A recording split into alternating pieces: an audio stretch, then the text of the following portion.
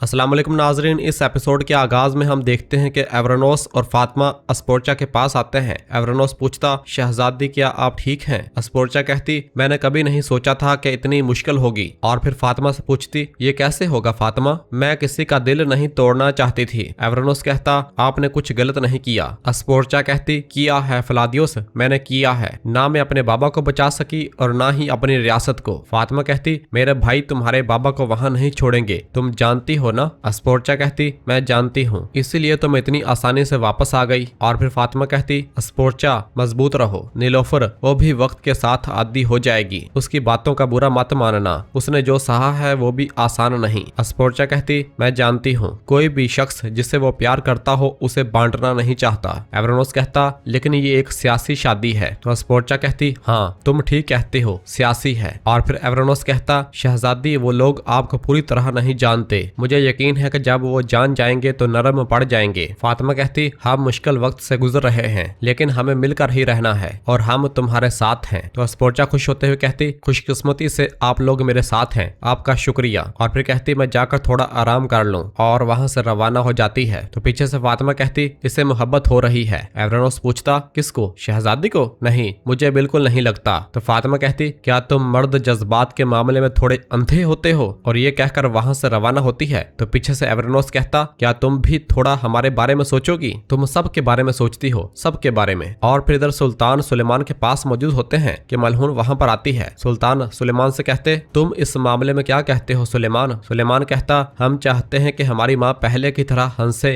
खुश रहें। तो सुल्तान कहते, सुलेमान तुम बड़े भाई हो, जरूरत पड़ने पर रियासत की बागदौड़ तुम संभालोगे, इस राह में तुम्हें कई इम्तिहानात देने पड़ेंगे, तुम अपनी रियासत के लिए खुद को कुर्बान करना सीखोगे, मुझे लगता है कि तुम तब मुझे समझोगे। सुलेमान कहता, मैं अब भी समझता हूँ, इसलिए मुझे अस्पोर्चा के भागने में मदद करने पर पछतावा है। सुल्तान कहते, तो फिर अपने भाई को भी रास्ता दिखाओ। सुलेमान कहता, हम इज्जत करने में भी कोई कसर नहीं छोड़ेंगे ए वल्लाह, लेकिन अल्लाह मेरे दिल का हाल जानता है और आप भी जान लें, हम उस खातून को नहीं चाहते, आपकी इजाजत से। और सुलेमान वहां से रवाना हो जाता है, जबकि मलहून भी ये सब सुन रही होती है और फिर सुल्तान के पास आती है। सुल्तान कहते, अपने बच्चों को इस हालत में देखना कितना मुश्किल है। तो मलहून कहती, वक्त के साथ बेटा, वक्त के साथ सब कुछ ठीक हो जाएगा, तुम सब्र करना और वो बांटना सीख जाएंगे। बच्चों के दिल की चाबी प्यार और शफकत है, हमने उसी तरह हालात का सामना किया, आप भी ऐसा ही करेंगे।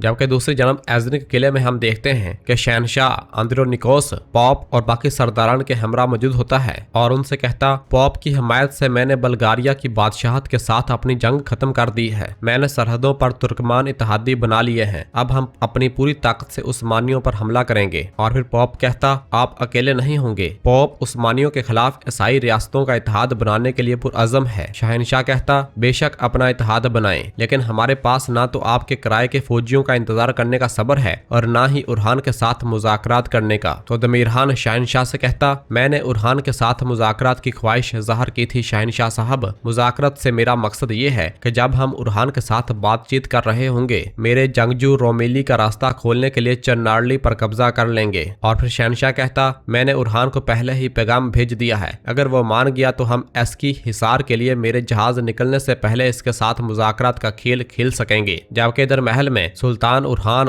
शहनशाह की जानब से भेजा हुआ पैगाम पढ़ रहे होते हैं और कहते, शहनशाह मुझे आखिरी बार मुज़ाकरात की दावत दे रहा है। यह सुनकर अलाउद्दीन साहब कहते, इसका मतलब है कि पॉप का कार्दिनाल एज़निक आ चुका है। एवरानोस कहता, और तुर्कमान सरदार भी उसके साथ होंगे। जरकुता कहता, क्या कोई मुसलमान इस काफिर इत्तेहाद को रास्ता देगा? क्या इनमें इज्जत का एक जरा भी नहीं बचा? तो अलाउद्दीन कहता, हमारी ताकत ऑर्थोडॉक्स और कैथोलिक को भी एक साथ ले आती है, क्या इससे बढ़कर भी कुछ है सरदारों? खलील कहता, ये इस बात का सबूत है कि यह जंग रियासतों की जंग से कहीं बढ़कर है, अब ये हक और बातिल की जंग है। अलाउद्दीन साहब कहते, अगर हम जीत गए तो ईसाई इत्तेहाद नाम की कोई चीज बाकी नहीं रहेगी, लेकिन अगर हम हार गए तो शामिल फौरन कहता, माज अल्लाह, फिर ये सरहदें तुर्कों का वतन नहीं रहेंगी। सुल्तान कहते, सरदारों, जिसमें अकल हो वो पूरी दुनिया को अपने खिलाफ कर लेता है, शुक्र है कि हम हक पर हैं और कसम है कि हम उन्हें रास्ता नहीं देंगे। एवरानोस कहता, मैं ये सोचे बगैर नहीं रह सकता कि वो इस मुज़ाकरात के जरिए हमें किस जाल में फंसाना चाहते चाहते हैं। सुल्तान कहते, तुम ठीक कहते हो एवरनोस साहब,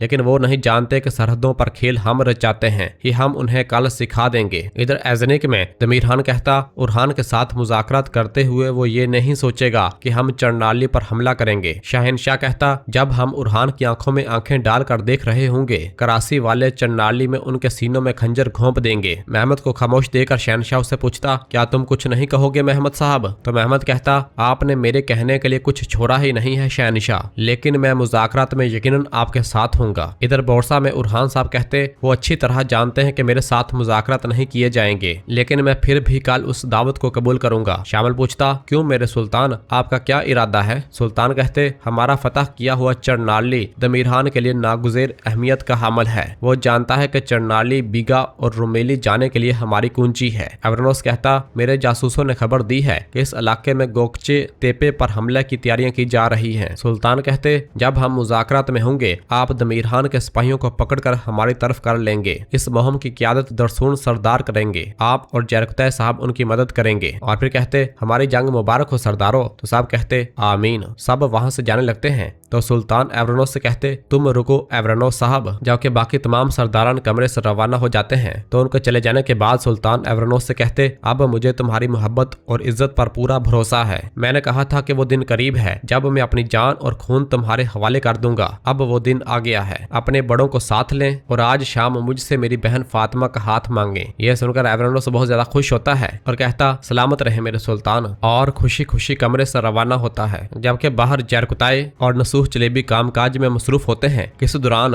ऊपर से नीचे एवरनोस निहायत खुशी के साथ आ रहा होता है और कहता है, मेरे अल्लाह तेरा शुक्र है, तेरा शुक्र है मेरे अल्लाह। उसे इस तरह खुश देखकर जरकुताए नसूह जलेबी से कहता, इसका दिमाग खराब हो गया है। नसूह कहता, नहीं, लगता है इसे कोई खुशखबरी मिली है। और फिर एवरनोस जरकुताए के पास आता है और कहता है, जरकुताए साहब, हमारे सुल्तान ने कहा है कि आज शाम आकर फातिमा खातून का हाथ मांग लो। हम क्या करेंगे? ये सुनकर जरकुताए भी बहुत खुश होता है और एवरनोस के गले लग जाता है। और फिर दरसून भी कहता, मुबारक हो एवरनोस साहब। तो एवरनोस दरसून के साथ हाथ मिलाता है और कहता है, तुम्हारी बारी भी आएगी। जबकि जरकुताए निहायत खुश हो रहा होता है और सबसे गले मिल रहा होता है। और फिर एवरनोस जरकुताए से कहता, जरकुताए साहब, हम क्या करेंगे? अब आगे क्या होगा? तो जरकुताए कहता, अब हमारे सुल्तान ने ये कहा कि आकर मांग लो, या ये कहा कि आकर मांगो, मैं दे दूंगा। तो एवरनोस कहता, उन्होंने कहा कि आओ और आज शाम फातिमा खातून का हाथ मांग लो, उन्होंने ये नहीं कहा कि दे देंगे। यह सुनकर जरकुताए परेशान होने का नाटक करता है। एवरनोस कहता, क्या हो रहा है? तो नसूह कहता, इसे कहते हैं कि दरिया देखे बगैर पहुंचे चढ़ा लेना। उस्मानी खानदान से पहली बार कोई बेटी ब्याही जाएगी, क्या पता वो पहली बार मांगने पर ही तुम्हें फातिमा खातून दे देंगे। और फिर दुरसुन कहता,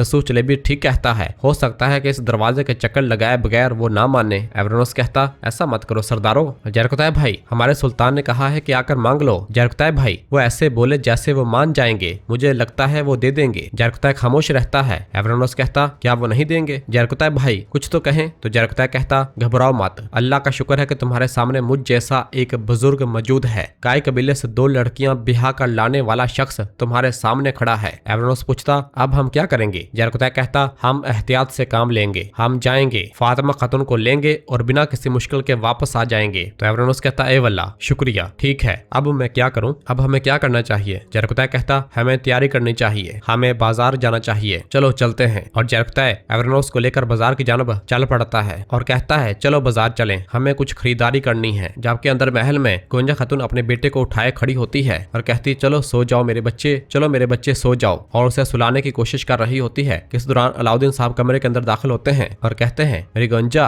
अस्पोर्चा के बारे में तुमने ऐसे बात क्यों कही? क्या सुल्तान के सामने ऐसा कहना मुनासिब था? गोंजा कहती, मैं अपनी बात पर कायम हूँ अलाउद्दीन। और फिर गोंजा अपने बच्चे को झूले में लिटा देती है। अलाउद्दीन कहते, गोंजा ऐसा मत करो मेरी जान, ऐसा मत करो। तो गोंजा कहती, अलाउद्दीन वो सिर्फ अपने बारे में सोचने वाली एक खुदगर्ज औरत है, वो हमसे दूर रहे। तो अलाउद्दीन कहता, अरे मेरी गुलाब, जिस खातून को तुम खुदगर्ज कह रही हो, 2 रियासतों के मुस्तकबिल के लिए उसने एक ऐसे शख्स से शादी की जिससे वो मोहब्बत नहीं करती थी, तुम क्या कह रही हो? तो गोंजा हंसते हुए कहती, मुस्तकबिल के लिए? यकीनन वो तो बस सोने पर सुहागा हो गया। अस्पोर्चा उरहान भाई से दीवानों की तरह मोहब्बत करती है अलाउद्दीन, और ये ना देखने के लिए सिर्फ मर्द होना ही काफी है। अलाउद्दीन कहता, खैर जो भी हो, इससे हमारा कोई लेना देना नहीं है, अगर तुम्हें वो पसंद नहीं आई तो ये बात अपने तक रखो गोंजा। तो गोंजा कहती, तो फिर वो भी हमारी नाक के नीचे ना आती रहे। अलाउद्दीन कहता, बस भी करो गोंजा, बस भी करो, अस्पोर्चा मेरे भाई भाई की बीवी है, यकीनन हम एक साथ होंगे, क्या ऐसा हो सकता है? गोंजा कहती, तो फिर वो जिस चीज की हकदार है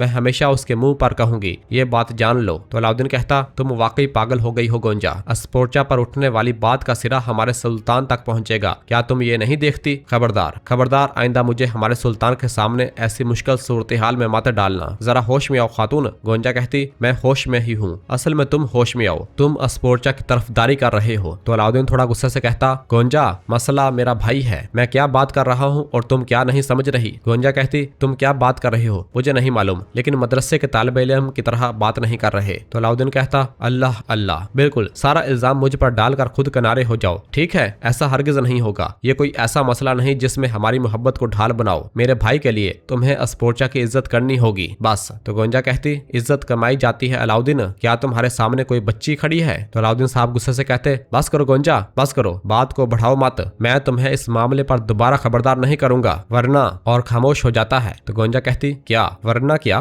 कहने में ही बच्चा रोने लग जाता है और गोंजा बच्चे के पास चली जाती है और उसे पकड़ कर उठाती है। तो अलाउद्दीन कहता, या सबर, और कमरे से रवाना हो जाता है। और नाजरीन इसी जगह पर एपिसोड खत्म करते हैं, मिलते हैं बहुत जल्द अगली एपिसोड के साथ। वीडियो को लाइक कर दें और जिन दोस्तों ने अभी तक चैनल सब्सक्राइब नहीं किया वो जल्दी से चैनल सब्सक्राइब कर दें और बेल आइकन यानी घंटी वाले निशान को भी प्रेस कर दें ताकि आने वाले एपिसोड्स आपको आसानी मिल सकें। दुआओं में याद रखें। अल्लाह हाफिज।